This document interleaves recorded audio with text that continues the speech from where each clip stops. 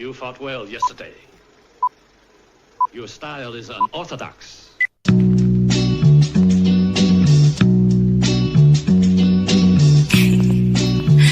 Scorpio.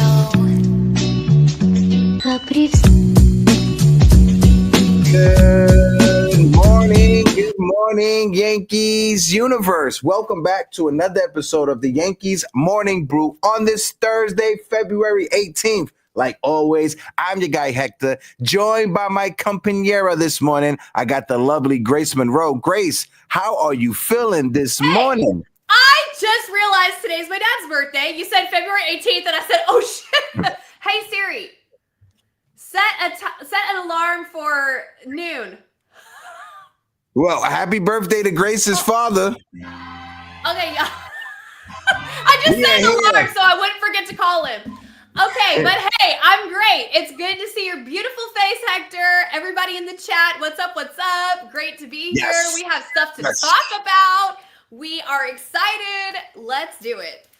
Yes. John, let me know if you're free, bro, because I want to send you the link so you could jump up and join me and Grace. Only if you're free. I know that you're busy. I want to shout out the chat as well. Shout out my guy, Norman Soto in the building de la Isla. Norman Soto, how you doing? Shout out to our good friend Tina in the building. FL Diver in the building. How you doing? One of the top moderators on YouTube. My guy, my good friend, Jacob Petruzzi. Jacob, how you doing, my guy? Salute to you. Theo Nosebleed section is in the building. VIP. Shout out to Theo Nosebleed section. Shout out to everybody that's watching us on YouTube. If you're watching us on Instagram, if you're watching us on Twitter, if you're watching us on TikTok live right now, shout out to Patrick who's in the building. Liquor Born is in the building. My guy Gabriel's in the building on TikTok. Click the link in the bio. Jump on over to YouTube. We're having a great conversation over here because it's the Yankees Morning Brew. It is Tuesday, February. Yankee spring training is here. Grace Monroe, Yankee spring training, and your boy Jasson Dominguez is hitting bombs in spring training. How you feeling about the Martian, Jasson Dominguez, Grace? Oh my God, I am so happy right now. Yesterday on Twitter, I was going wild, just commenting. I'm so happy right now on everybody's post. I'm so happy right now. I'm so proud right now. I mean, the video of Jasson Dominguez taking Carlos Rodon deep was circulating around. In case you guys didn't see it, go look it up. I posted it on Twitter. A lot of people posted it. But he took Carlos Rodon out of the park. Yes. And here's why this is important. Okay, I know. Pitchers ramping up. It's not that big of a deal. La la la. Okay, but here's why it is a big deal and why it is important. Jasson was batting from the right side. That's why this is important, okay? There you go. All of last year, after he had that oblique strain or whatever, oblique injury, he came back and his right side was never the same. Like, his batting from the right was never the same for the rest of last year. He basically only had success from the left side of the plate, and that was a big detraction for his game. And going into the offseason, he said, I'm going to work from the right. I'm going to work from the right. I don't know if his strain, the side that it was on, and that's why it affected his kind of torque from the right side. I don't know, but that's just the way that it happened. So he spent all of offseason working on his right side batting. And so yesterday, for this video to circulate that he took Carlos Rodon deep from the right side, it's very exciting. It's very, very exciting, y'all, okay? If we can get Jasson Dominguez true switch hitting power working, oh my God, the sky is truly the limit for this player. It's definitely. When you talk about the Martial, Jasson Dominguez, and it's important that you bring up that he hit from the the right-hand side of the plate when he got that home run, right? That's very important because the one thing that people pointed out when it comes to Jasson Dominguez, yes, they like to point out his struggles in the outfield, quote unquote, big ass quotes, but they also like to bring up the point that when you look at his power numbers, his power is mostly from the left side, not from the right side. So seeing him against Carlos Rodon, who's a solid pitcher, have that home run is important. It is to me important. And also, speaking about Carlos Rodon, Grace, you want to hear something crazy? I really do. I forgot to tell you this backstage. You see how excited I am, right? Okay. So shout out to everybody that follows me on TikTok. Shout out to my guy, John. Shout out to my friend Morgan in the building from TikTok. Shout out to Morgan. Shout out to my guy, CK, who's in the building. But last night when I was doing a TikTok live, I did my first TikTok live back after being suspended for a few days on TikTok. We're not going to get into that. But we had a guy, we had a guy in the chat on TikTok asked to join the conversation. Copy. I brought him up. You know how I am, Grace. I'm always bringing up new people for conversations. So he was specifically asking about Carlos Rodon and how us Yankee fans feel about Rodon. And you know me, I'm very diplomatic down the middle when it comes to Rodon. I think, that contract put a lot of unwarranted pressure onto him. He deals with back issues. Carlos Rodon is a guy that goes out there, and even when he's injured, he tries to give you 150% when it comes to max effort. So that's something that I told to do. It was a great conversation. The guy messaged me right after the TikTok live.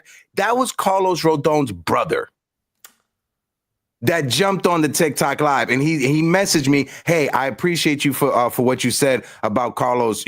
That's actually my brother, and I love joining these conversations to see what Yankee fans have to say. And I got to say, you're one of the smartest ones that's out there." Oh my gosh! And I was like, "No way." I was like, "No way." I was like, "Let me go into his profile." I went into his profile, and he has like family videos of fishing with Carlos Rodon and out on the water with Carlos Rodon, family Christmas times, get-togethers with Carlos. I was like, "Oh my God, this is actually Rodon's brother." Oh my God, in disguise, like what is it called? Deep state? Or what is it called when the federal agents go undercover? Deep state, yeah. Oh my God. Stephen, the guy field to field, Stephen B. Shout out to Stephen B. because Stephen interacts and he follows us on TikTok. Stephen, if you remember the guy that came up last night, his name was Field to Fields. That was Carlos Rodon's brother. That was crazy. It gave me goosebumps. Yeah, Tina, it gave me goosebumps after I saw that DM for him. So shout out to Carlos Rodon's brother, who I'm friends with now on TikTok. Wow. Okay. All right. Nice. Yeah. Nice to know. So if any of you guys in the chat are Jasson Dominguez's brother undercover, send me a DM. Hook me up. Yes, Stephen remembers the guy. Yeah, that's I've awesome. been riding for Jasson Dominguez. This is why I gotta say, right, and appreciate you, Battle Rhythm Podcast, that said the suspension was lame. Absolutely. This is why I tell people, you never know who's watching. You never know who's tuning in. You never know who is watching your YouTube, your TikTok, your Instagram. You can have 5 people, 10 people, 2 people watching you. Last night on TikTok, because I'm growing my TikTok, we had like 25 people when he came in, right? That's why I say you never know who watches you, and you never know who you can make friends with. So shout out to Field, Mr. Carlos Rodon brother. I got a guest backstage. I talk about TikTok. I'm going to bring up somebody who's a content creator that I met on TikTok. His name is John from NYC Pinstripe Club. Amazing content creator, you guys. Make sure you guys follow him on all social media platforms. Subscribe to him on YouTube. John, let me get a thumbs up. Let me know you're ready to rock out, bro. Copy. So I'm going to bring my guy John up right now. John, how you doing, my guy? Salute. Good morning. What's good? How you doing, Grace? What's good, Hector? Hi. Good morning. Good morning, brother. Chilling. We're just here having a conversation. You jumped in. First off, thank you so much for welcoming me into the whole TikTok Yankees universe. You have been amazing. Just for the people that don't know, let them know where they can follow you. Let them know where they can find you on social media real quick before we continue. All right, guys. You guys can follow me on TikTok. The name is right here. It's NYC Pinstripe Club. And on YouTube, same name. TikTok, I got over probably 5,000, almost 6,000 followers over there. The channel is growing. Just NYC Pinstripe Club on YouTube and on TikTok.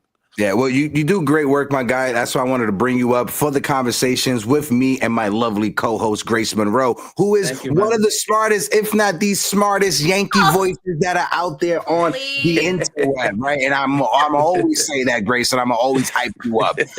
John, you're listening to the conversation. Let us get your thoughts on Jasson Dominguez. What's your expectations on the Martian for his quote-unquote rookie season? And then afterwards, throw it over to Grace. Folks in the chat, let us know as well. We got over 80 people rocking with us right now collectively. If you guys can, smack that like button, hit that subscribe button. Go ahead, John. Yeah, Jasson Dominguez, I think he's going to have a hell of a season, man. I'm telling you, I think he's been waiting for this for a long time. to have that starting role in left field. I heard the Yankees got him into an outfield boot camp for him to be a little bit better in left field. But I could see him rocking probably like 15 homers, 70 RBIs, and 250 average. That's enough for me right now. If he could give me that next season, I think he's just gonna have a good season. I'm telling you, he's gonna have a good season. Especially he has Judge in his wing, Cody Bellinger in his side. I think this kid, the Yankees has high expectation on him. Great point. And something that I'm not sure if a lot of you Yankee fans saw, Jasson Dominguez locker in spring training is in between Aaron Judge and Cody Bellinger. Two guys who won Rookie of the Year collectively and two guys who won the league MVP. Cody in the National League, Aaron Judge in the American League. Go ahead, Grace. I'll throw it over to you. Yeah, that quote that Aaron Judge is so funny, y'all. I'm going to tell on Hector right now because I said, I want to talk about some of the things AJ said. And Hector goes, AJ Brzezinski? And I was like, no, Aaron Judge. AJ, Aaron Judge. Anyway, but the cool thing that AJ said in his interview to be fair, I did have a card show with AJ Brzezinski and the Knights of Degen and the guys from Foul Territory. To be fair, okay, to be fair.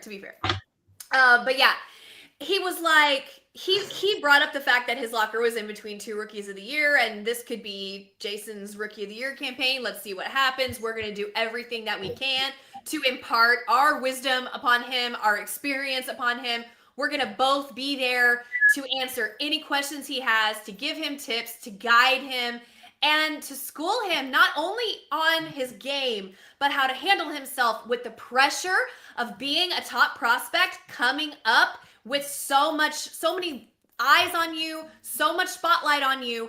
Cody Bellinger was that, and so was Aaron Judge. So he's got the best of the best around him, literally around him in the locker room, to help him, for him to lean on. He's got the best support system that you could ask for. So could he have a Rookie of the Year?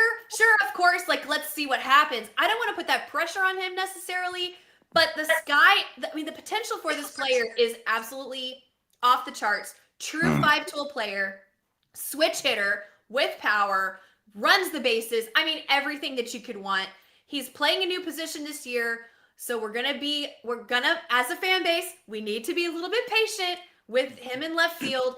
But I am coming around on what Aaron Boone's plan for Jasson is and why he wants him in left field for the long-term plan of the Yankees. He could be our left field answer that we've been looking for years. He could be the answer. So I'm kind of seeing why Aaron Boone is like, we're going to try it.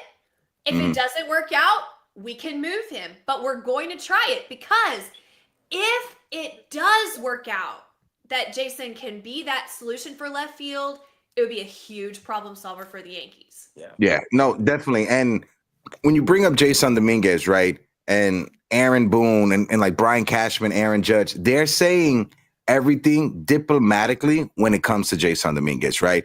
We know left field has been a big issue for the New York Yankees ever since Brett Gardner retired. Ever since Brett Gardner has not been on the New York Yankees roster, the New York Yankees, we've had a revolving door, a continuous revolving door of different left fielders. I think it's like over 15 or maybe even 20 different left fielders have started in left field in that time frame since Brett Gardner had retired. And when you look at Jasson Dominguez, it's something that rubs me the wrong way. It grinds my gears, Grace, if I may say that. When I see a lot of Yankee fans automatically saying Jasson Dominguez is not a good fielder, right? That this just a muscle kid that's going to hit home runs left and right. When you look at Jasson Dominguez, he was an elite center fielder as a 16, 17-year-old prospect. As he got older, he did bulk up with muscle, maybe lost a little bit of the speed that made him that elite out there in center field. But I think Jasson Dominguez, if you give him the proper reps, if you give him the proper coaching, I'm not saying he's going to come out there and win a Gold Glove in left field,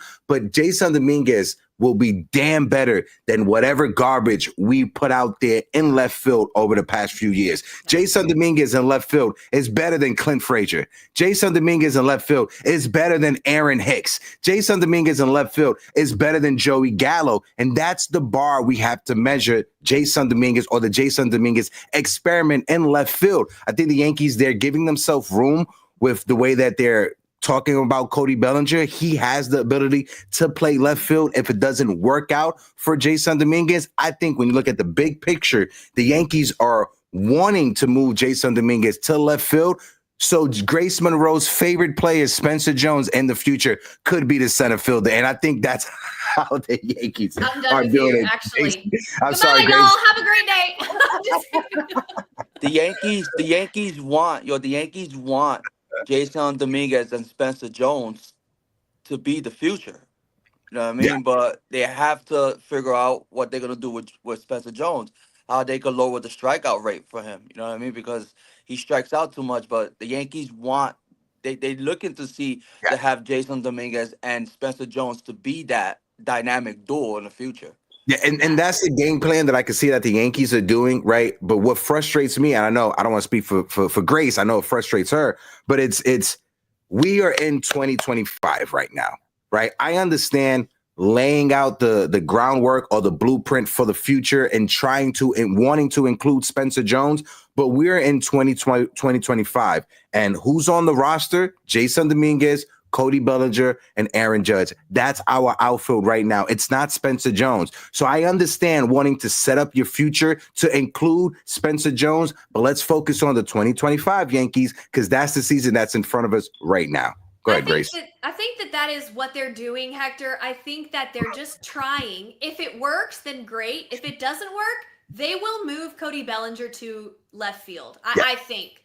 So for right now, there's no reason to not at least try it. I'm kind of coming around on Aaron Boone's plan here.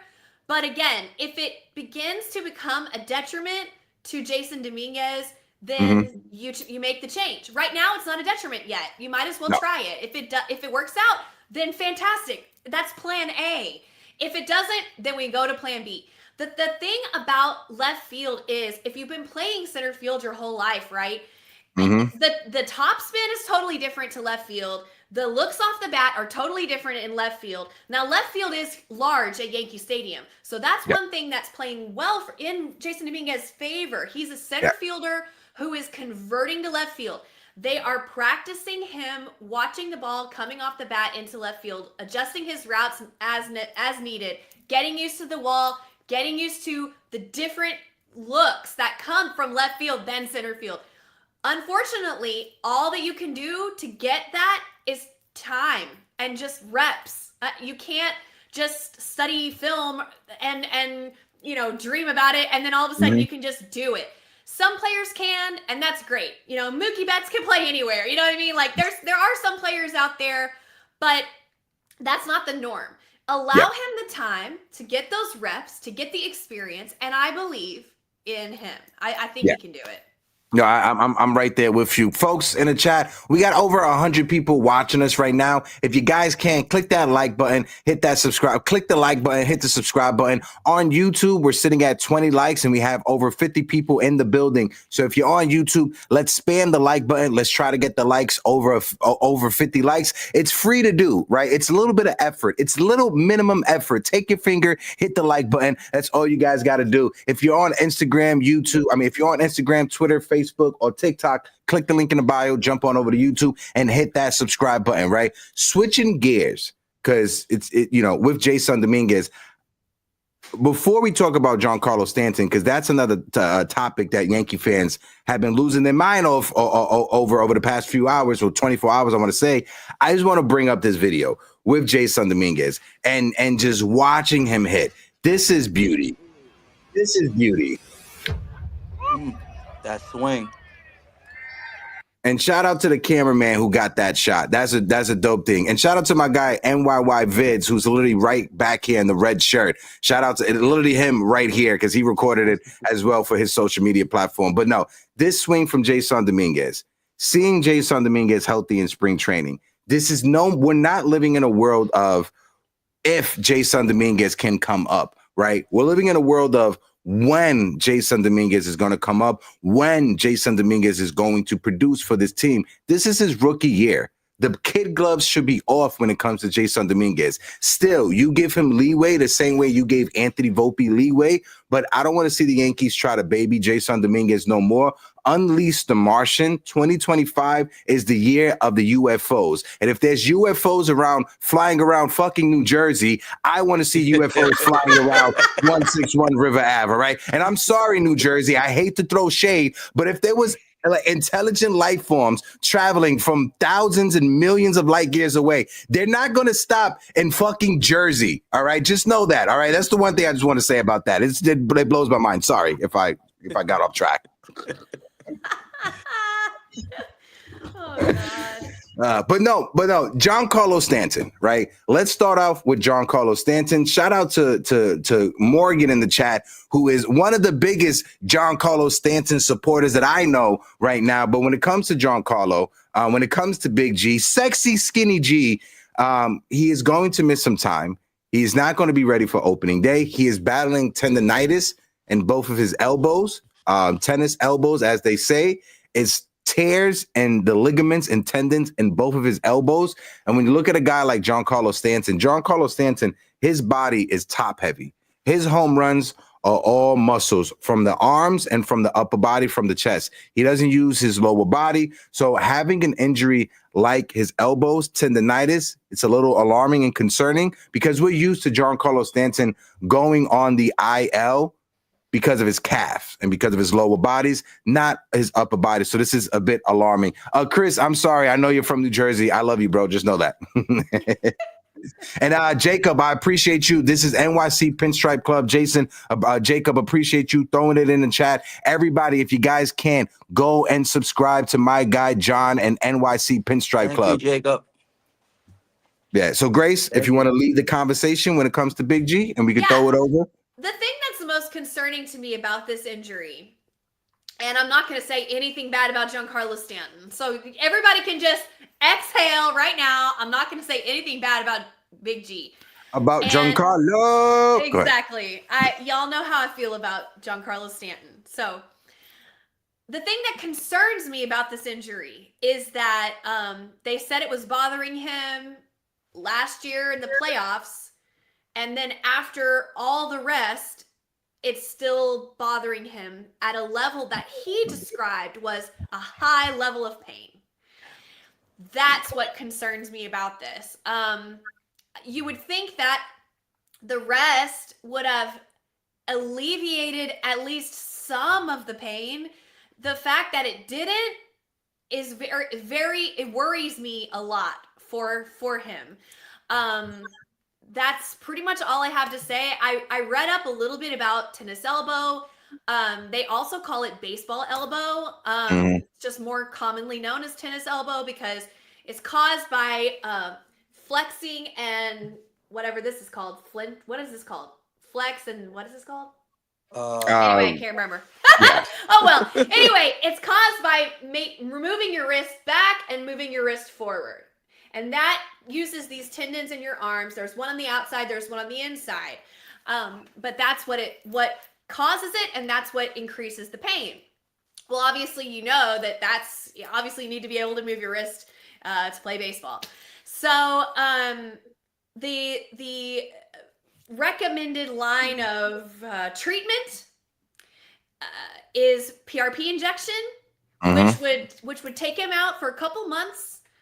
Obviously we're not doctors and we don't know the full extent of the injury. I want to believe that they have the best doctors looking at it and the best treatment available for him in the meantime.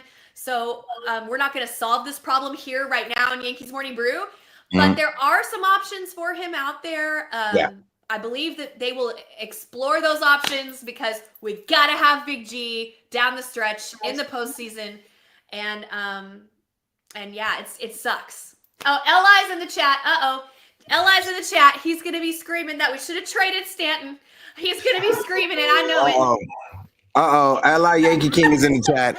Shout out my guy, Li Yankee King. The only troll in the Yankee universe that I acknowledge is my guy, L.I. Yankee King. L.I., stop your shit, all right, before I find you and I stub your toe, okay? Shout out my guy, L.I. Yankee King. I love my guy, L.I. Yankee King. If anybody bothers L.I., you got a problem with me. One thing I want to say is also shout out DDDD in the chat. Shout out my brother TC Stills. Theo Nosebleed is still there. Shout out to everybody that's watching us on TikTok right now. We are over 2K likes on TikTok. Keep on smacking the likes. Keep on tapping the screen. Now, when it comes to Giancarlo, right, and I'll throw it over to John to get his take.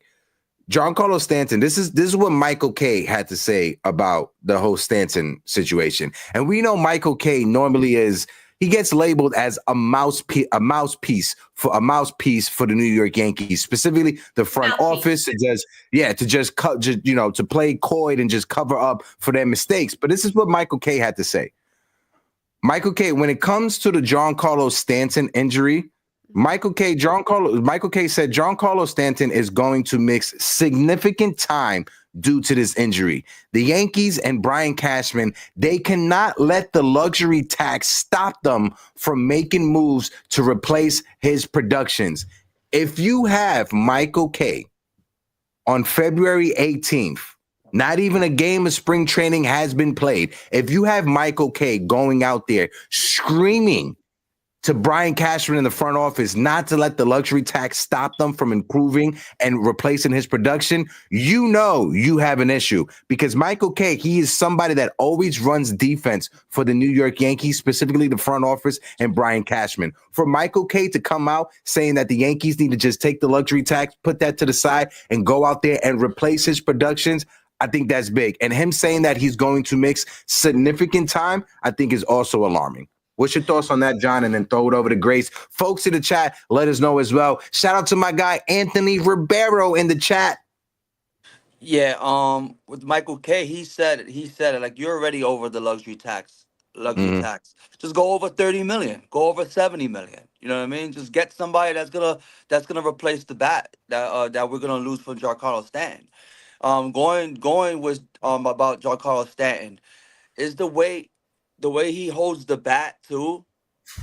And then basically in the World Series, he went through war during the playoffs. Yeah. And I'm thinking, it happened during the playoffs, to be honest with you. And then that's the reason why both of his hands, because the way he holds the bat has a lot to do with it. And that's why the doctors were saying that he needs to change his approach a little bit. Yeah, but you can't just change your approach when you're a veteran like Giancarlo. It's not that. Yeah, I mean, I know you know that, John. I'm not saying that you don't know that, but I'm just sticking up for my boy. Yes, ideally you would change your approach, right? But at this point, it's like don't change a thing. Keep it like that. Yeah, keep doing what you're doing. We'll figure out how to handle everything else. But yeah, I mean, I agree with Michael K in a certain way, but who is available that would replace Giancarlo Stanton that the Yankees could go get right now? Go ahead. Yes, Hector in the front row. I got a question. I'll take St. Louis for 300. They have a third baseman by the name of Nolan Arenado. No way. He does not replace Giancarlo's offensive production. You want him to DH? Hector, no. What? No. I didn't say he replaces Giancarlo. But if Giancarlo is out, right? If Giancarlo's going to be out, you can move Nolan Arenado and make him your third baseman. And then you could use the DH as a rotating spot to have DJ LeMahieu or whoever else you want to have in the lineup. No. I'm not saying Nolan Arenado is just going to replace him. Y'all, I'm over here like freaking out. I want to shout out to people in the chat. Shout out to my guy David Gonzalez in the building. Yo, David, that's a beautiful profile pic of my guy DG in the chat. Shout out to David Gonzalez in the building. David Gonzalez says Justin Turner. Maybe that's a possibility, right? He just got signed. He got signed to the Cubs. What? Wait, just now? Oh my God. Well, he's off the table. Yeah, they gave him a 1-year deal, $6 million, if I'm not mistaken. Oh my God. You know what I heard? I'm sorry to interrupt you, Hector. I just wanted to put Go this in to get you guys' opinion on it. And I'm not saying that I think this. I just heard this name being floated around, and I think it would be a good conversation for y'all to comment what you thought, because nobody has called Alex Verdugo. Ooh. Oh, I don't think that's a conversation Yankee fans want to have when it comes to the Doogie Meister. I want to keep on shouting out some more people. Shout out to our good friend, Mr. Anthony Medina, mi hermano de la isla. Anthony, I'm going to work on getting some Puerto Rican sound music. So anytime I see Anthony, I'm going to just drop the coquí noises in the chat. So shout out to my guy, Anthony Medina, who's in the building. Shout out to John, the Beagle Dad in the building. Shout out to the Beagle Dad. Shout out to you. Look, Medina says, heck no for Verdugo. TC Stills broke his phone saying no hard. Stephen B said hard no on Verdugo. No, listen, no shade to Verdugo, right? Shout out to Verdugo. Medina, I love you, my guy. Appreciate you. When it comes to Verdugo, right? It's alarming that it's February 18th and he still hasn't signed to it. He still has not signed with a major league team, right? Again, Anthony Rizzo, I know he's up there in age, but that's a guy that it still has not signed with a team. And I don't mean to bring these players up to bash them or to beat down on them, but reality is those two players, those two guys that I mentioned, they were taking important at-bats for the New York Yankees in the World Series. They were taking crucial at-bats with runners in scoring position in the World Series. And without them on our roster, they're not even signed to any other major league team. Not having those two guys in our lineup automatically makes our lineup better. I'm sorry. Again, no shade to them. I wish them all the best in the world. But reality is not having those two guys in our lineup makes our lineup better. Not only do they not have a deal, Hector, but I haven't even heard about any interest at all. None. And it's there was some interest around Rizzo when it came to the Pittsburgh Pirates at the beginning, but ever since then, ever since that first week of free agency, it's been quiet when it came to Rizzo, and it sucks. And it's sad for Verdugo. He's young. He's still young. Yeah. You know, and no team wants to sign them. It's just ridiculous. It's crazy. I'm laughing. TC still says Willie Big Bang Calhoun is still. Yes, shout out to Willie Big Bang. That was Joe. That was Aaron Boone's favorite Yankee a couple of seasons ago. Shout out to Willie Big Bang. But no, again, Yankee fans, if you guys can keep on hitting the like button, what do you guys think about JD Martinez? You see out there. I like JD. He's a professional hitter. He's a professional DH. The thing with JD Martinez is if we sign JD Martinez and when Giancarlo Stanton comes back, JD Martinez is what are you going to do with him? Because he can't play in the outfield. No. He's not a position player. So you have two guys on your roster that are permanent DHs, and Giancarlo and JD. Yeah, you're right. You know, again, if Giancarlo is out for the rest of the season, knock on wood, I don't wish that on anyone. JD for 1 year would be a solid option, but we're stuck. We're hamstrung. Yeah. I think that a big piece of this off season or of this spring training rather, it could hinge on. I don't know how I'm setting this up, but everybody just go with me. I can't speak today. Oswald Peraza. Now listen, come with me here. Come with me. Hector, shut your dirty mouth. No, I'm just saying who, because I think Yankee fans forgot who that was. Who? If, and I know it's a big if, okay, because although his defense has never wavered, his bat has not come around.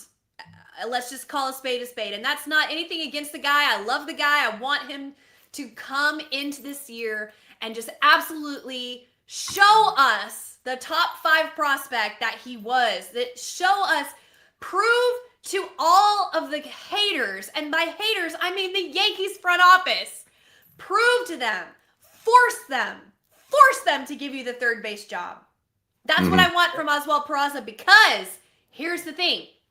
If he can solve our hole at third base, okay, then that opens up so many options for our team. Oswaldo Cabrera can stay on the bench as a super utility. Hector, I know you love that, and everybody loves that. He's great at that role. Then you can have more money to play with because Peraza, obviously super cheap. You know, if he can solve our problem at third base, then you could have more flexibility in the roster. You can move the DH around. You could have Cody Bellinger DH someday. Put Trent Grisham in the outfield. You could have Aaron Judge DH one day. Move Cody Bellinger over and Trent Grisham goes out there. Or even Oswaldo Cabrera. You could have Ben Rice DH. They're giving Ben Rice a long run, it seems like, and a big chance this spring. If Peraza can step up, I'm telling you, that's the key. It could be the key. I just want to shout out. I want to shout out Big Ant NYC for the $5 super chat. Big Ant NYC. He says, representing New York City and Bayamon PR, the Yankees need a trade for Vlad. Don't wait. Play him at third, then move him to first the following year. Listen, Big Ant, right? First of all, shout out to you. Thank you for the $5 super chat. You're helping us keep the lights on over here. If you guys can help out the channel, I will be at spring training starting this Thursday. I fly out to Tampa. If you guys want to help when it comes to donating for my trip down there, you could donate to the PayPal, donate to the YouTube. Big Ant NYC, appreciate you. But when it comes to Vladdy, right, this is the one thing that I've been preaching. John, you know, I've been saying it on TikTok. I've been saying it anytime I had a chance to get a microphone. Vlad, he is not getting traded. If he does get traded, it will be at the trade deadline. Vladimir Guerrero Jr., after this season, he will be a New York Met. And I'm not saying that just because I'm jumping on the New York Mets bandwagon. And when I was at the winter meetings, greats know, when Juan Soto signed, I spoke to an agent who was there. This was an agent who represented Lorenzo Cain. This is an agent who represented Seth Lugo. This is an agent who represented some former Yankee minor league players as well. This guy is in the industry. And he told me 5 minutes after the Juan Soto signing, he told me, Vladimir Guerrero Jr. is Steve Cohen's next target. Vladimir Guerrero Jr., all the agents know he will be a New York Met next year, unless the Toronto Blue Jays offer him an $800 million contract. Vladimir Guerrero Jr. will be a New York Met next year around this time. Mark it, bank it, put it in the books, put your bets down. I seen some reports by Bob Nightingale. I don't know how you guys feel about Bob Nightingale.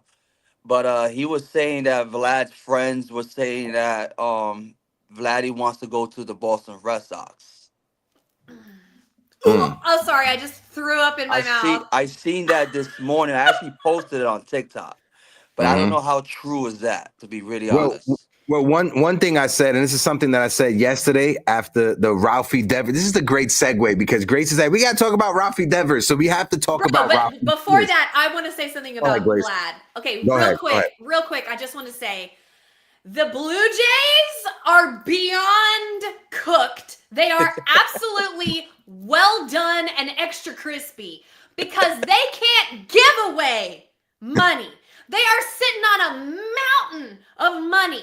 Like friggin' smog in the Hobbit or something. The second richest owner behind the Dodgers ownership group. Thank you. Second richest owner behind, and they can't give away money. They're literally begging people to come to Canada, and ain't nobody trying to go.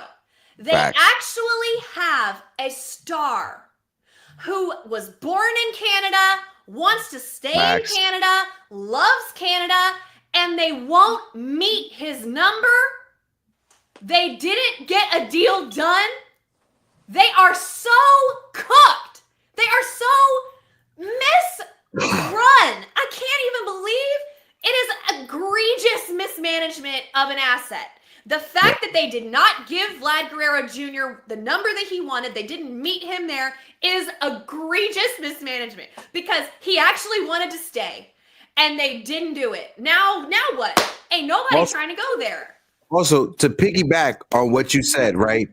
How does it, if you are Vladimir Guerrero Jr., right? How do you feel seeing your organization, one, lowball you when it comes to contract negotiations, contract extension, but also You saw your organization go out there and offer 700 million contracts. Exactly. One to Shohei Ohtani, the second one to Juan Soto, but they lowball you. If you're Vladimir Guerrero Jr., you take that personally. Shout out to my guy Gene Fitzmagic, who is in the chat right now. Gene, how you doing, brother? Salute to you. But also, you brought up the Rafael Devers situation, and shout out to Bob Nightingale. Bob Nightingale is somebody that I was able to meet at the winter meetings, build up a relationship with, share the drink. Bob Nightingale parties like a college frat boy. He brought me and Julian drinks that night. So shout out to Bob Nightingale. When it comes to the whole Vladimir Guerrero wanting to play with his friends in Boston, it's let's be honest, it's Rafael Devers. That's the person that he wants to play with. And what happened yesterday? Rafael Devers showed up to spring training and said, "Hold my beer. I'm causing mayhem today." And said, "I'm a third baseman. I'm not moving positions. I'm not going to be a third base. I'm not going to be a DH. I am a third baseman." Alex Cora came out with some shade and said, "You know what? Alex Bregman gives us the best chance at winning at third base over Rafael Devers." Rafael Devers, he will get traded this year. And he will get traded to the New York Mets. Rafael Devers will get traded to the New York Mets, and Vladimir Guerrero Jr. will sign with the New York Mets in the offseason. That's going to happen. If that happens, if the situation in Boston gets David Stern has been pulling his prospects for this trade. He knows that you could go out there and get Vladimir Guerrero Jr. in free agency. Adding a bat like Ralphie Devers to that lineup along Juan Soto and the possibility of Vladimir Guerrero Jr. I know this is a Yankee show, but Yankee fans, get ready for a new dose of reality when Ralphie Devers, Juan Soto, and Vladimir Guerrero Jr. are in Queens next year. I'm sorry to say it. Oh my God. That would be a game changer. Yup. Yeah. Anywho, switching topics, focusing back on the New York Yankees because this is a Yankee fucking show, right? I wish the Mets nothing but the worst, right? I wish their fans are in a good spot right now. But this is a Yankee show. I want to talk about the Yankees. I want to talk about this Yankees bullpen. Grace, what's your thoughts on the Yankees bullpen? The Yankees bullpen is absolutely stacked. I mean, there is no. Okay. Am I going to say something wild right now? It's the best bullpen in the American League, for sure. And you could have an argument that it's the best bullpen in baseball. Now, I know there are some bullpens, Dodgers, who could rival that, and you could have a long conversation about that. But we have the best bullpen in the American League. That's a fact. I mean, absolutely amazing. I think the signing of Tim Hill was huge. I love his attitude, all of his videos that I've seen so far, his focus, his energy, everything is amazing. Obviously, Luke Weaver, having him who had so much success as a closer now in the setup role. I mean, it speaks volumes to where our bullpen is as a whole, right? When you have somebody who's such a strong closer now in the setup role. So I'm really excited. I'm really, really looking forward to Jonathan Loaizaga's return. I think he's nasty when he's healthy. So I'm really happy with the bullpen, honestly. Yeah, I saw the top 10 rankings when it came to relief pitchers, and they got Devin Williams as the number one closer in all of baseball. I love seeing that as a Yankee, right? But I'm gonna take my Yankee bias and put that to the side. Emmanuel Clase, in my opinion, was the best closer last year in baseball. Emmanuel Clase had a very historic season last year. Josh Hader wasn't on that list. That was a bit head-scratching. Josh Hader, he had like 27 saves in a row. He broke the franchise record for the Houston Astros, so I don't know why they kept him off of the top 10 list. Like I said, I love seeing Devin Williams, but if I'm going to be an unbiased Yankee fan, I have to say Emmanuel Clase is the number one closer in baseball. I think collectively the Yankees have a better bullpen, but I think the Cleveland Guardians, they have something cooking over there with their closer and with their bullpen situation. I want to shout out my guy Chris K in the chat. Shout out to CK helping us keep the lights on. Another one from my guy CK with the $5 super chat. My guy Luke Weaver will be a 2025 MLB All-Star. And CK, you know I love Luke Weaver. Weaver. And if Luke Weaver is an all-star, that means the New York Yankees bullpen is cooking. Folks, we got over 200 people in the building collectively watching us right now. We got over 60 people on YouTube. If you guys don't mind, smack that like button. We're sitting at 41 likes on YouTube. So if you guys can, please run up the likes. When it comes to subscribers, we are at 4,827 subscribers on our way to 5K. Appreciate all the new subscribers. Make sure you guys subscribe to my guy, John, Yankees NYC Pinstripe Club. Shout out to my guy, John. He does amazing work over there. John, let's get your take on the bullpen before we switch gears and switch the conversation. I think this bullpen is stacked, like Grace said. You already got your 7, 8, and 9 already set up. You know, you got Luke Weaver as a setup. You got Devin Williams as the closer, and Loizaga. Either they put Loizaga in the 7th, or you put Fernando Cruz in the 7th. You know, or you could even use Fernando Cruz as a long man and put Loizaga in the 7th. But I think this bullpen is very, very, very stacked up, and I think, you know, we could win a lot of ball games with this crew that we have in the back end of the bullpen.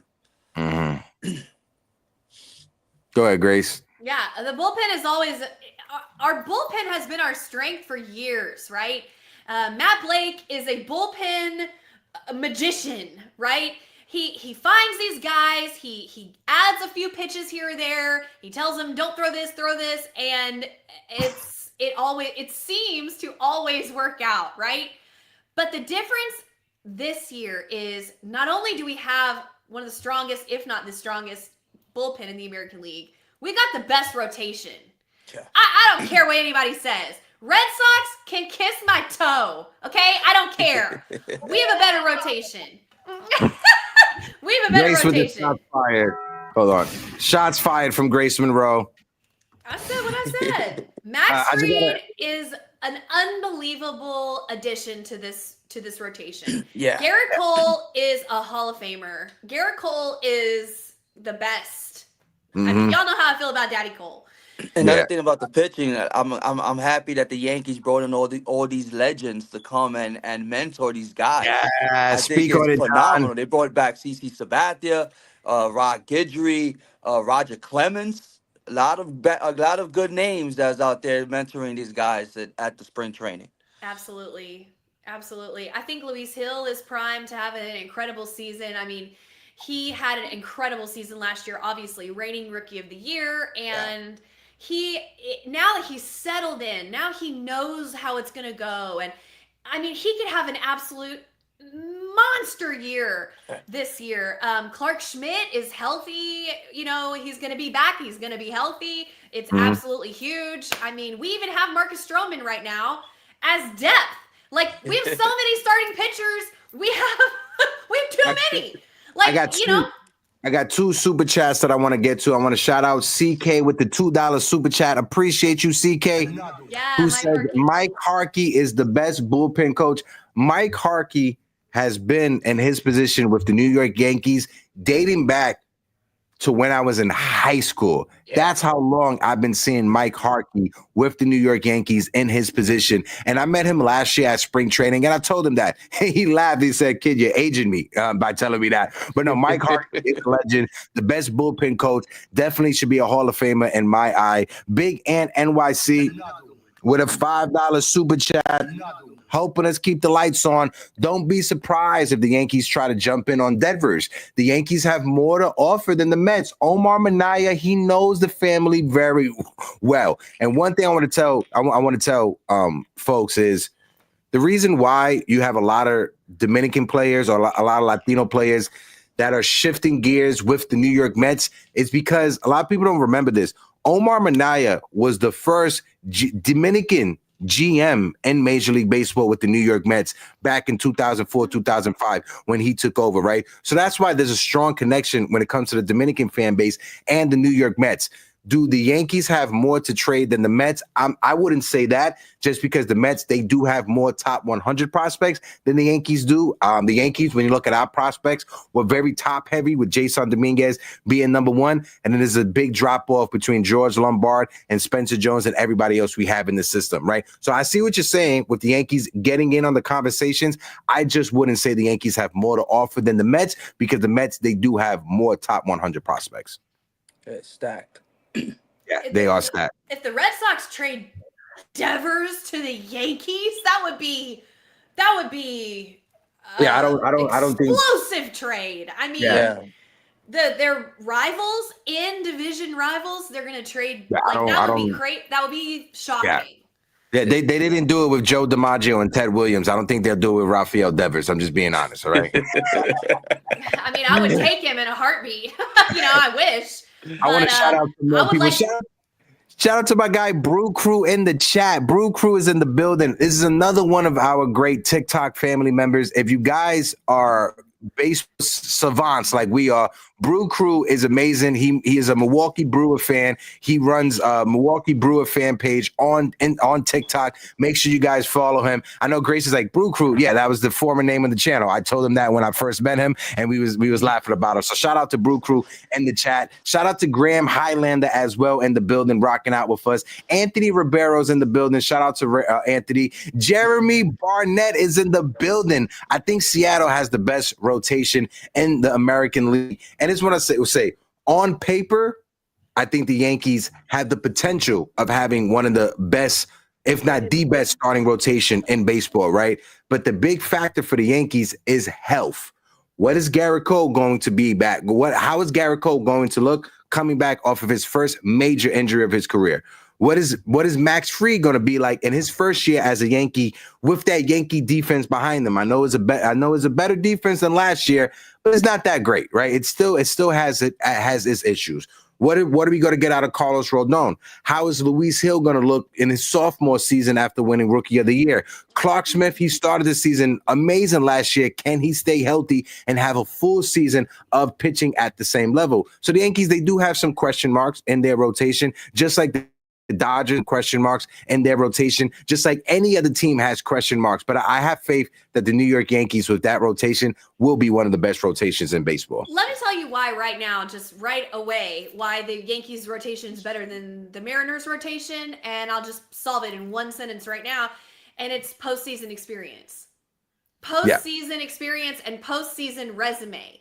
Let me know what the Mariners have done in the postseason, what those pitchers' experience in the postseason has been, because the postseason is a whole different animal. Pitching in the AL West is cute, okay, in the regular season, but we're talking about when it gets going rough, okay? Our rotation is experience. I'm talking about Max Fried. I'm talking about Garrett Cole. I'm talking about Luis Hill, Rookie of the Year 2024 and World Series player. I'm talking about Carlos Rodon. Like, come on now. Be serious. Yeah.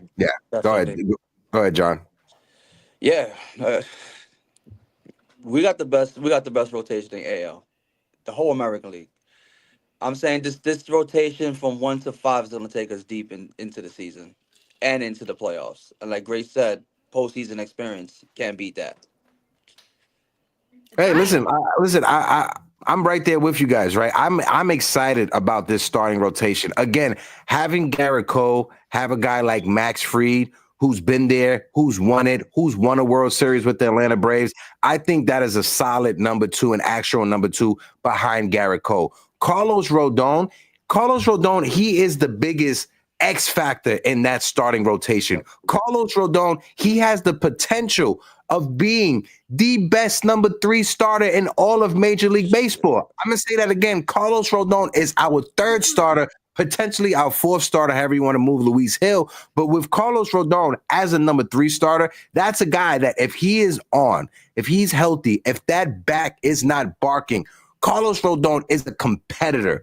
Carlos Rodon wants to go out there and be dominant for his team. We see how animated Carlos Rodon is out on on the mound. He is animated. And that's something that if you're a Yankee fan, you say that you don't like that, you're full of it. You just do not like Carlos Rodon because of the money that the Yankees signed him to, right? Any Yankee fan would tell you a player showing that type of emotion, being that animated, that's what we want. That's what we want to see on the mound. That is what represents a New Yorker, somebody who's loud, somebody who's unapologetically themselves. And that's what Carlos Rodon is. If he wasn't born in New York, you would think that he's from Queens, the way that he carries himself. Yep.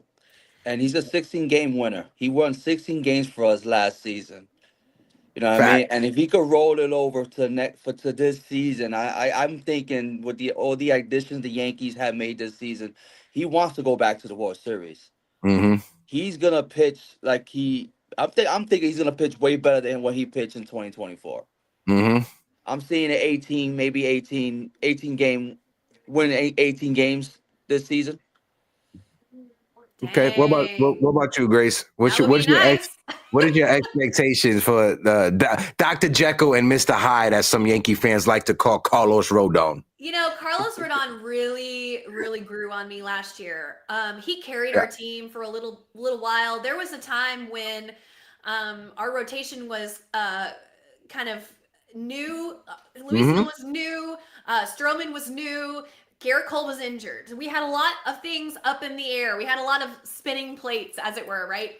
And Carlos Rodon really stepped up and really, really led the rotation for a while.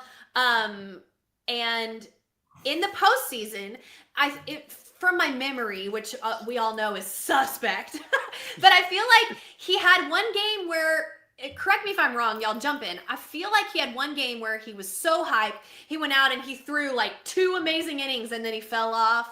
Then he was like, okay, I gotta temper myself. I gotta calm down. The next game that he threw in the postseason, he threw a shutout for like, I feel like he threw a shutout for like 6-7 innings or something. He went deep that game, which was huge for us. I feel like that may have been against the Guardian. I can't remember.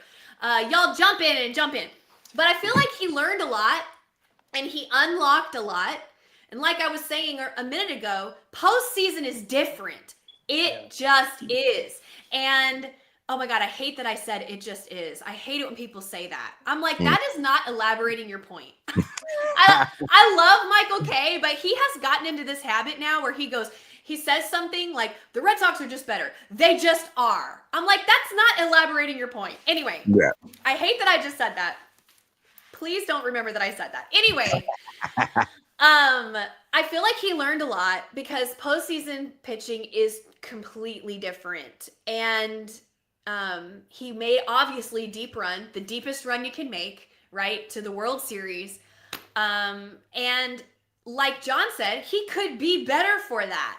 Absolutely. There's less pressure on him this year than there even was last year, but yet he's got more experience. He's got more of a feel for the fan base and what's expected of him at this point, because now he's not maybe the number 2. He's the number 3, right? Yeah. He's the number 3. He could be the number 4, depending on how well Clark Schmidt, how that whole picture fits together.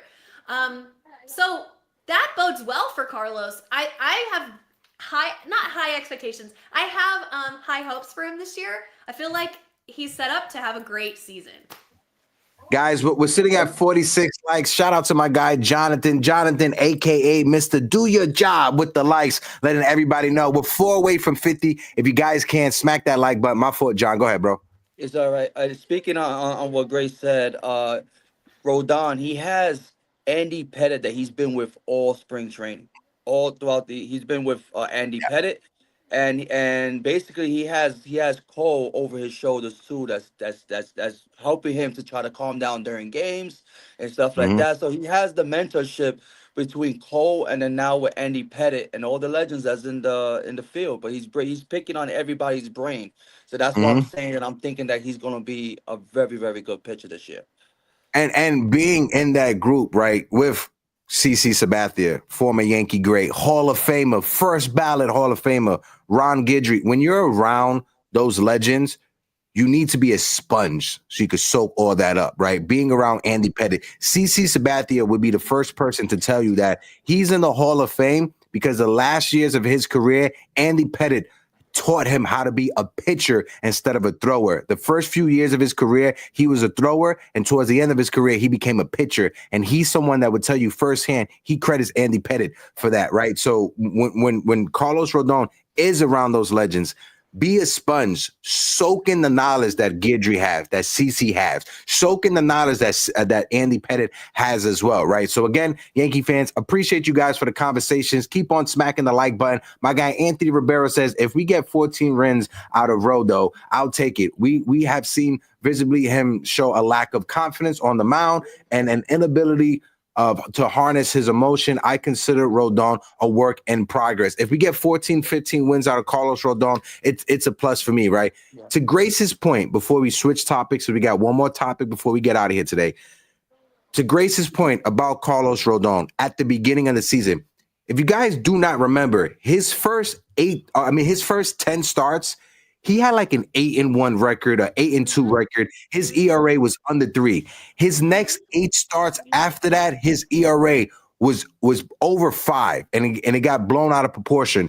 But the last few starts of the season, the last 8 starts of the season, Carlos Rodon ERA was back towards 3. So if you remove that 8-game stretch of Carlos Rodon having an ERA over 5, Carlos Rodon arguably could have been competing for the Cy Young last year. That's how good he was to start the season and how good he was to end the season. It's just that little bit of a hiccup he had in the middle of those 8 to 9 starts that his ERA was over 5. That's why a lot of Yankee fans, they look at him differently. When it comes to Carlos Rodon, when his back is healthy, he is money. And to Grace's point, he carried us when Garrett Cole was on the IL. Nestor Cortez, appreciate you, Nestor, but Nestor carried us while Garrett Cole was injured. Luis Hill carried us while Garrett Cole was injured. And I think when it comes to Luis Hill and Carlos Rodon, that time that we didn't have Garrett Cole in the rotation,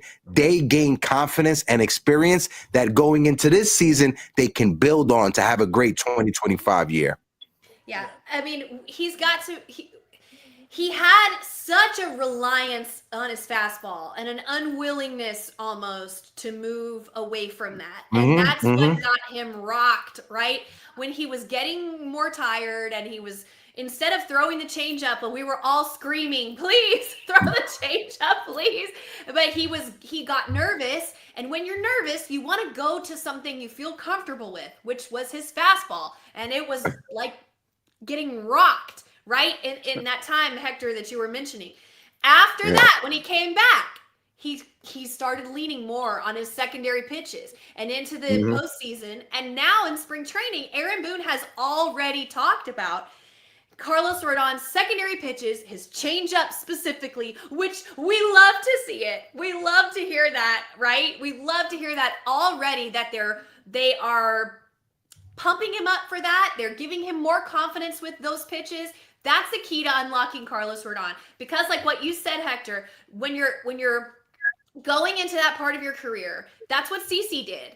That's what CC did. He added more pitches. He went away from what he did when he was younger in order so he could agility his way through the next few years of his career. And I'm not saying that Carlos Rodon is old by any stretch, but I'm just saying the adjustments, the willingness to make the adjustments, that is super important. And I think that Carlos Rodon has unlocked that in his mind, and he'll continue to build on that.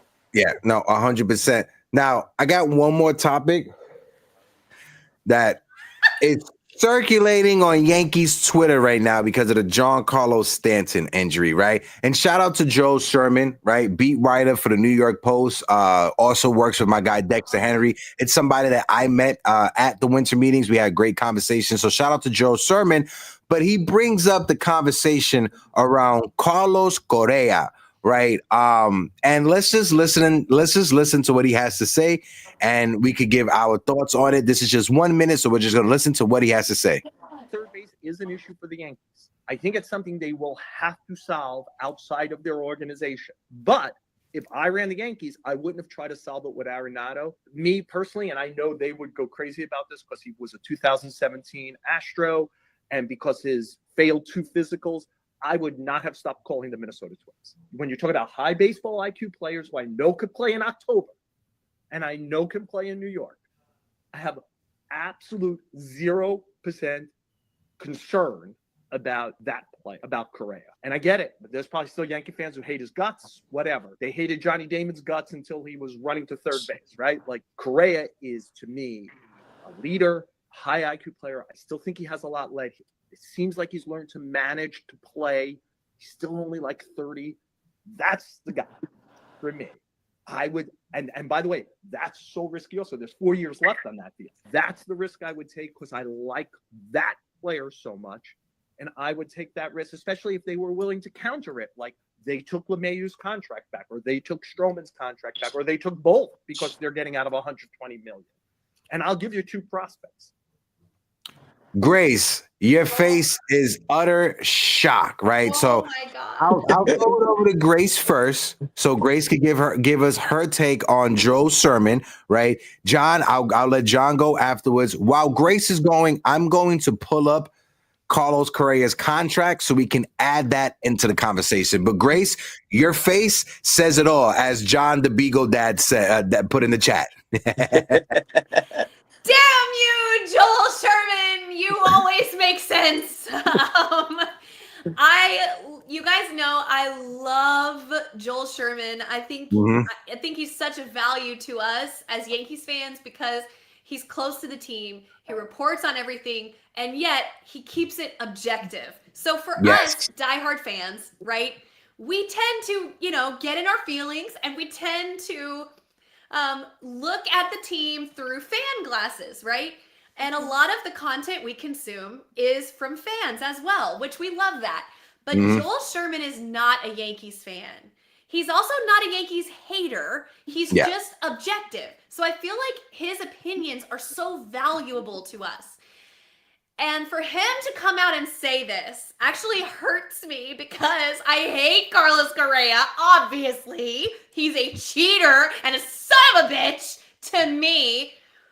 But I also hated Johnny Damon. and he even brought this up. And I feel personally attacked. He said Yankees fans hated Johnny Damon until he was rounding third. Why did he have to read me like that? Because I literally hated Johnny Damon all year, that first year he was there, until postseason time came, and he was killing it. He was stealing bases and doing it all. And I was like, and I remember saying this out loud to someone. Well, I think Johnny Damon has finally earned his pinstripes. Like he gives a shit what I think in Texas watching the TV. But I came around on him, right? And so the fact that Joel Sherman even said that, he knows us, y'all. He knows.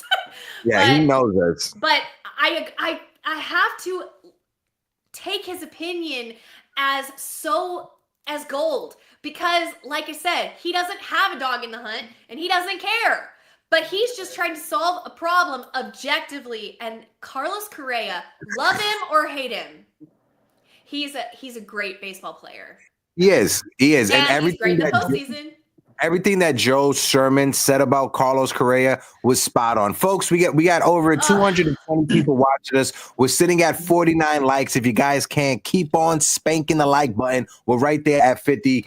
David Gonzalez, he said it perfectly. The Twins aren't doing anything. We used to hate Roger Clemens also. Yankee fans hated the Rocket. They hated Roger Clemens before he came over. Yankee fans hated Wade Boggs before Wade Boggs came over. Yeah. I get it. Roger Clemens and Wade Boggs weren't tied to the Astros and the trash cans and that 2017 run that hurt the New York Yankees. I get it. I understand that. But when you look at Carlos Correa, and I want to bring up his contract, right? Because I said I was going to bring it up. If you guys can look in on the screen, I'm just going to zoom in just a little bit, right? When you check over the next few years, this year coming up, he makes $37 million.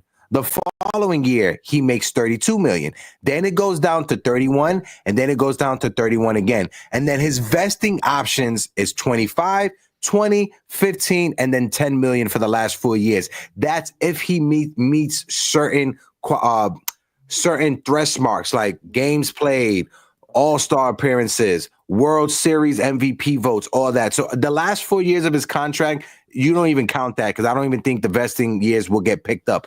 But the next 4 years is what we have to focus on. And when you have a guy that's 30 years old who has injury concerns, $37 million is a lot to invest into one player. But look at the substitution, right? If we don't have Carlos Correa on the team, we still have Marcus Stroman and DJ LeMahieu. Yeah. Do you guys want to keep Marcus Stroman and DJ LeMahieu on the team instead of going out there and trading for Carlos Correa? And that's the real question, Yankee fans, we have to ask ourselves, right? When you look at the money, $37 million, yes, it's a lot to invest in one player, especially with injury concerns, lower body injuries and stuff like that. But when you look at the substitution that you're making, you're just subbing Carlos Correa potentially for just Marcus Stroman and DJ LeMahieu. And I think if it's just that, that's a conversation if you're Brian Cashman you have to entertain. Yeah. As Grace puts the sweating emojis in the chat. Go ahead, John. If you wanna have, because he's a shortstop. I know we got Volpe as shortstop. If you could move him to third, move him to third base. We have a third baseman locked in for a couple of more years. You know what I mean? And if you want to bring the evil empire back, then this is the move to make. You know, he's a hell of a player in the postseason. You know, and this is what players that we need, to be honest. I know he was an ex-Astro and everything, but I think this is a move that the Yankees should make, and I'm hoping it can happen during the trade deadline. And Grace, real quick before Grace goes, right? When you look at when he signed with the Minnesota Twins, he signed with the Minnesota Twins in 2022, right?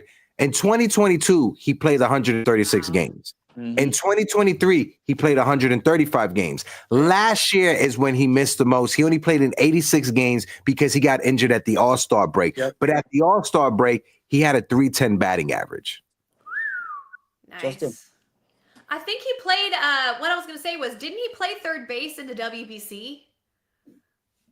I feel like he has experience at third. Mm-hmm. I could be wrong, but I think he has experience at third. I would definitely not move Anthony Volpe. Yeah. No, yeah. I mean, look. I can't believe these words coming out of my mouth. In the World Baseball Classic, he played third base, Lindor played shortstop, and Javi Baez played second base. And that was the whole thing about when the Mets were trying to sign him. They were trying to sign him and bring back Javi Baez to recreate that infield. Sorry, Grace, go ahead. No, yeah. I mean, look, trades only happen when both parties benefit, right? The Twins need to just call it and rebuild. Like, I don't know what they're doing. Their offseason was horrible, and they're going in the wrong direction. And they've got this inflated, no, I shouldn't say inflated, but they have this large contract with Carlos Correa. And they've got virtually no chance to really accomplish anything this year, next year, I don't know. So if it works for both teams and it makes sense to get rid of some of our salary and take on a huge, long-term salary from them, and then we benefit by filling a hole, they benefit by giving them more flexibility to start their rebuild, then that makes sense to me. I mean, Cashman has a relationship with the Twins front office as well. We've made trades with them in the past. Yep. So surely he's on the phone. He's been on the phone with them. Maybe there's a hard no on him from Judge. I don't know that. I just feel like Judge has put his feelings out there about that 2017 Astros team. Yeah. But that's speculating. Oh my God. John, what's your thoughts when it comes to Correa and, possibly moving him to third base? I know you spoke on it just a little bit, but when you look at that money that's attached to him, and I get it, $37 million for this year, $32 million the next year, and $31 million the following seasons. When you look at the market in Major League Baseball, that's kind of a bargain. Yeah. If Alex Bregman is making $40 million a season, right? We're going to say that Carlos Correa is not warranted getting close to 37 million? Is that what we're really going to say? No. To be really, no, because I think if we get Carlos Correa, we take on that contract. It is a bargain. If we could get off from the DJ LeMahieu contract and Marcus Stroman contract, give us a little bit of flexibility. And there's a lot of money that's gonna come off the board. I think next year or a couple of years, a lot of money is gonna come off the board, and it's gonna be more easier for us to take on that contract. Yeah, that's true. Yeah. Hicks comes off the board Yeah, eventually. and Giancarlo Stanton, by the way, the Marlins are gonna take on some of that contract too, An so extra we ain't 10, gotta pay 15 some more million. money. Like that's a great point, John. So the Yankees, they do have money coming off of the books next year. And when you look at the free agent market for next year, is there really a third baseman that you're comfortable giving 35 million a season to? Because that's what it's going to cost. Exactly. I think we'll they're call in on it. Tucker. I think they're in on Tucker. Yeah, go ahead, Yeah. Grace. No, that's it. That's all I was gonna say. I think for the free agency next year, they're looking at Kyle Tucker. And when you look at Kyle Tucker, apparently he's going to be asking for $40 million a season. It's gonna be a lot. So if you're the Yankees, you have to ask yourself, are you comfortable with losing out on Kyle Tucker? Like, if you're the Yankees, are you confident that you can land Kyle Tucker? That's the thing. Are you confident that you could go out there and offer him a deal to make him want to sign with the Yankees? If not, then you should pivot and you should focus on Carlos Correa. I'm sorry. Anthony Ribeiro also brings up Carlos Correa never hit 30 home runs or driven 100 runs in his career. Why would we bring in a suspect bat at 37 million? When you look at his stats, yeah, you're absolutely right. He never hit 30 home runs in a season. 30? Really? No, I'll bring up his stats right now. No, Carlos Correa never hit 30 home runs in a season. The most home runs Carlos Correa hit in a season, I think, was 27, I want to say. Hold on, wait. I'll bring it up right now. I mean, y'all. Yeah, on baseball reference, the most home runs he hit was 26 in 2021. 26 home runs with the Houston Astros before he hit free agency. The most RBIs he had in a season was 96 RBIs. Also, Carlos Correa was a number 2 hitter with the Houston Astros, not a 3 or cleanup hitter, right? Again, I get it. But when you look at Carlos Correa, it's his defense also that you have to factor into the conversation. Exactly. And then with the Kyle Tucker, right? With the Kyle Tucker, it's depending on how Dominguez does this year. If Dominguez probably gives you a solid year, I don't think they're gonna want to even get Kyle Tucker, and they'll focus on that third base situation. Yeah. I don't know. I think when it comes to Kyle Tucker, he has the look of potentially being a Yankee, right? He fits what the Yankees are trying to go with a new philosophy. Defense. He's a left-handed hitter. He hits with runners in scoring position. He is one of the better hitters with runners in scoring position in Major League Baseball. I think if the Yankees are in a hard spot right now with Giancarlo Stanton injury and the potential of him being out for a significant amount of time, I think that's what hamstrings the Yankees. Because like I said earlier, it's 2025, but the Yankees are trying to lay out the blueprint, not only for this season, but for years to come. And they may have Kyle Tucker in the back of their mind, and that may be the reason why they don't make the trigger or pull the trigger when it comes to Carlos Correa. What it is for me that line of thinking irritates me is because how many more years is the American League going to be wide open like it is this year? The Red Sox are getting better. I mean, the Rangers are going to come back this year. I mean, the Tigers have made their wishes clear. They want to be an up-and-coming team. They're making some subtle moves, right? This year is our year, y'all. Aaron Judge is getting older. He's not cooked or anything like that, but I'm just saying he's getting older. Garrett Cole's getting older. Like Giancarlo Stanton's barely hanging on for us, trying so hard to help us as much as he can, but he's falling apart. I mean, I love him, but he's doing the best he can. Like, we don't have time. We don't have the luxury of saying, oh, let's do it next year. Bullshit. Do it this year, this time, this year, this season. That's it. So if it makes the team better now, then you got to do it. Yeah, they gotta go big. I'm right there with you, Grace. I'm right there with you, Grace. Again, Yankee fans, if you guys can, it's 12:20. We're gonna wrap things up right now. If you guys don't mind, keep on smacking that like button. Keep on hitting the subscribe button. We appreciate all of you beautiful people that joined us in this conversation. We got over 230 people rocking out with us right now. I got my guy John, NYC Pinstripe Club. John, let the people know again where they can find you on all social media platforms: TikTok, IG, Twitter, YouTube. Go ahead, bro. The floor is yours. All right, guys. If you go, you can follow me and subscribe to me here on YouTube, NYC Pinstripe Club, and TikTok. It's NYC Pinstripe Club. These are the two platforms that I use the most. So you'll find me there.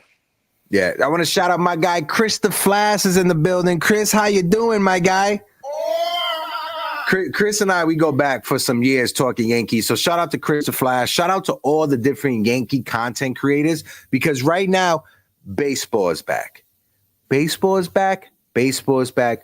Baseball is back. I will be down at spring training this Thursday. Also, guys, thoughts and prayers to our good friend Damien, right? Damien, he's going through some real life stuff right now. So if you guys can, just send positive thoughts, send your prayers. If you guys can, reach out to Damien on Twitter. His Twitter is in the description, just to send some good vibes and good positivities his way. Damien is our brother. We love Damien. We all know that. We're waiting for Damien to jump back with us and enjoying these conversations. But we always know real life situations happens, right? So if you guys can, send some positive love to our good friend Damien Serrano. That's my brother. I love him. I want to shout out the chat. Shout out to Frederick Dean DeRuiter in the building. My guy Christopher Flash, Graham Highlander was in the building. Mr. Jonathan was in the building. Eli Yankee King, David Gonzalez, appreciate you. Anthony Ribeiro was in the building. Shout out to Anthony. Appreciate Anthony. Thank you so much. Consigliere, my guy Joe was in the building.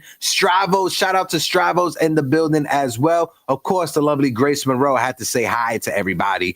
Theo Nosebleed Section was in the building. Shout out to Theo Nosebleed Section, who said, Grace, wash your mouth out when it comes to Carlos Correa getting traded to the Yankees. Shout out to John, the Beagle Dad. Shout out to the Beagle Dad in the building. If I didn't shout you out, I'm sorry about that. Stephen B is in the building. Shout out to Stephen B. Hot Stove is on tonight at 7. Yes. I guess MLB Hot Stove. What was that? Yankees Hot Stove? What is it? Yankees Hot Stove on the Yes Network. Yeah. That's very random. I'm going to say that that's very random that during spring training, there is a Yankee Hot Stove episode. So me and John will go be live on TikTok at the time. John didn't know until now. Well, I'm putting it out there. John and I will be live at 7:00 on TikTok. You could join us. All the links is in the description down there below. Might something happen today? You never know. Something might happen today. Something might happen. But again, appreciate all of you guys. Yankees baseball is back. We're going to be coming at you with great content. Make sure you guys are familiar with John. Him and I are going to be doing a lot of work when it comes to Yankees contact this season, whether it's on YouTube, on TikTok. Of course, me and Grace are always going to be rocking. That's the bestie. I love Grace Monroe. She is the smartest out there in the Yankee universe. Shout out to Anthony Ribeiro. I appreciate you. And until next time, Yankee fans, drink some water. Say something positive about yourself. Let's see if John could figure this out. But I'm Hector. Yo, it broke a little bit. What you said? You say, I'm John. Oh, okay? Yeah. I'm John. Yeah. Hold on. Let him give you the cue. Yeah. All right, let's do it again. All right, guys. So we're going to make sure we get this right. All right. Thank you guys for tuning in. I'm Hector. I'm John. And I'm Grace Monroe. This is Yankees Morning Brew. And until next time, folks, deuces. You fought well yesterday. Your style is unorthodox.